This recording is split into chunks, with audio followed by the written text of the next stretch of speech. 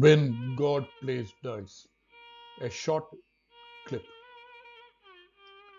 The time is early 20th century.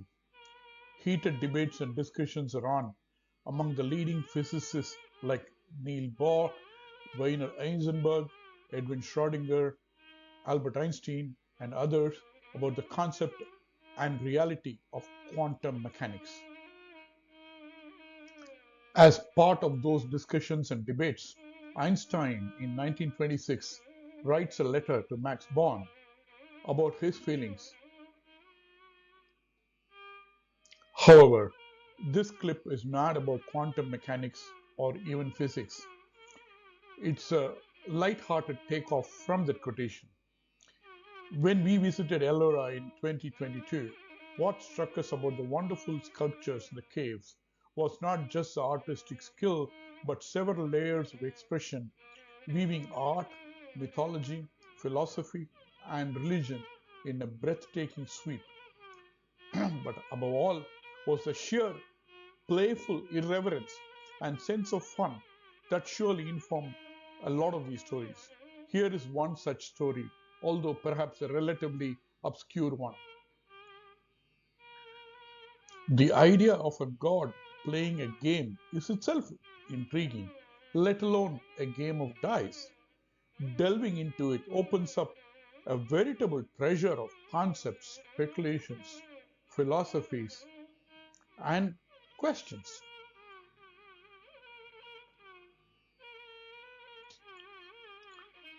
This beautiful and composite sculpture, exhibited at the Rani Durgavati Museum in Jabalpur in Madhya Pradesh, captures it in a very refined version. In our Puranas, time and again, descriptions of this game being played by the gods abound, particularly between Shiva and Parvati. But what is really intriguing is the cheating element. This seems to be almost built into the game. In a wonderful exploration of this motif, Don Handelman and David Schulman dive deep into this in this thought provoking book, God Inside Out Shiva's Game of Dice. In Cave 21 at Ellora, amongst other sculptures, you would find a depiction of this game in progress. The sculpture itself is beautiful and dynamic, enough to inspire Maithili to paint it. Here is a painting by Maithili of the same sculpture after we return, highlighting some of those elements which we will be going into. But before we take a more detailed look, it will be interesting to see how this game of dice can be represented, stylized, and presented to paint a much larger picture.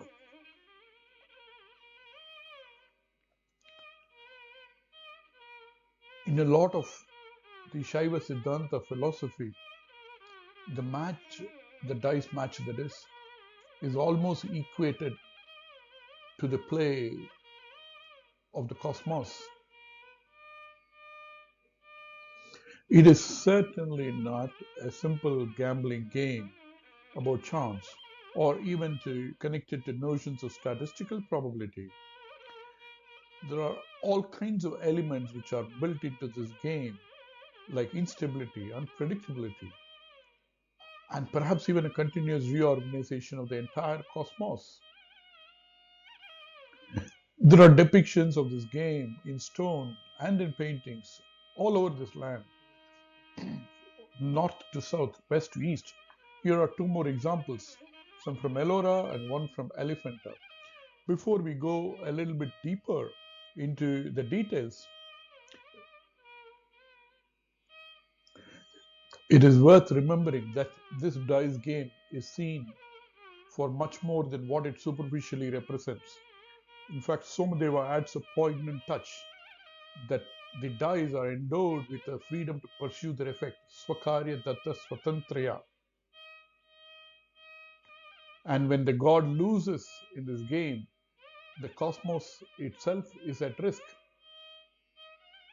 So when you look a bit deeper into the game itself, about the tokens being assembled, disassembled, reassembled, and the calculations that go on, and the redistribution of the tokens,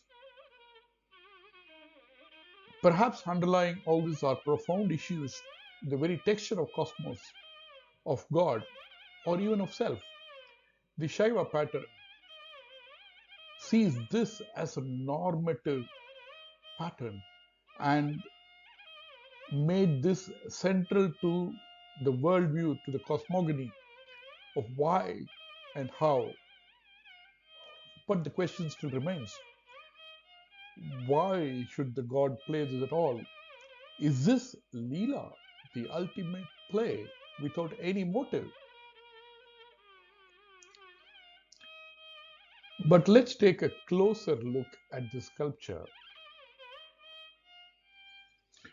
Perhaps some of the elements not so clearly visible in the sculpture would be more obvious in this painting. For if it is about play, Leela, can playfulness, fun, can that be far behind? Here it is almost like Parvati has been winning and she's mocking him. He has lost all his belongings, including the crescent moon, his serpent, and later he is to lose his loincloth too. She seems to ask, what more do you have to keep at stake here? Now it's obvious. The crescent moon held by one of her attendants, the serpent having been grabbed by yet another, and then she is asking him in a mocking tone, what are you going to do now? Highlighting the same thing in the painting.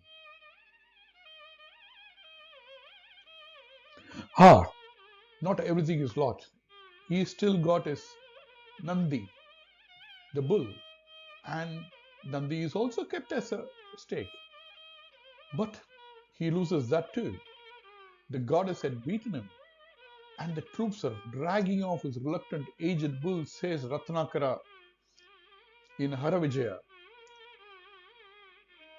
The entire scene is a very perturbing scene. The god has been almost completely made to give up all his belongings one by one.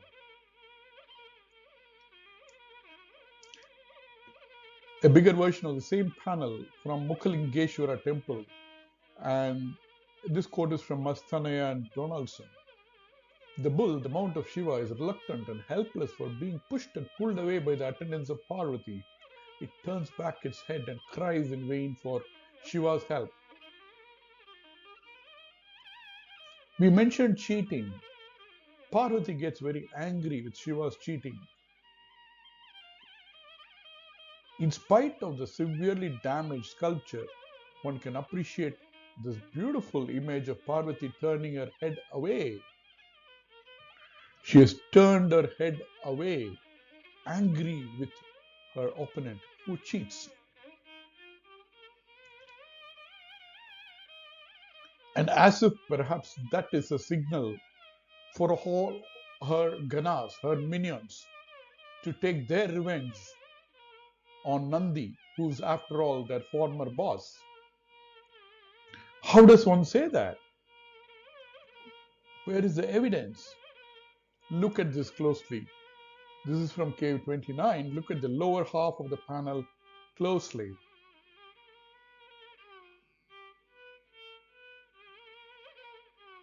The ganas of Parvati, as if they were simply waiting for this moment, pounce on the poor Nandi and indulge in all kinds of teasing, torture, and humiliation, biting its tail, pulling the horn, pushing its leg, and far worse. Let's look closer. Look at the small gana at the back of the bull. Surely he is having his field day.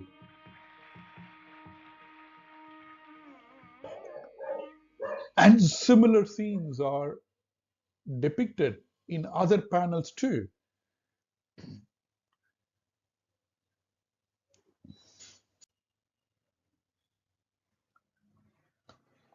pulling on its horn, pushing its leg, and doing all other kind of unspeakable humiliations. Surely it takes enormous courage and a tremendous sense of security in a civilization which is able to depict scenes like this in relief sculptures depicting myth and religion and philosophy all in one go.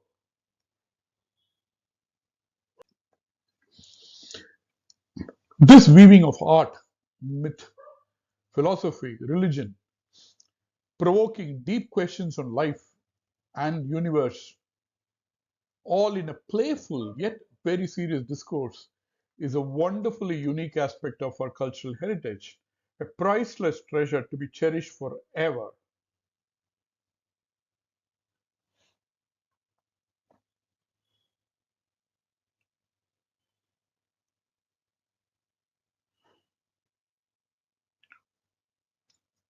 At first sight, Einstein and Ellora are as far apart as you can imagine, but one gets a glimpse of such profound concepts from the hidden gems of our heritage. Since I started with the 20th century physicist, let me end with the 21st century physicist who also waded into the debate, of course, in quite a different sense. Thank you for watching this short clip.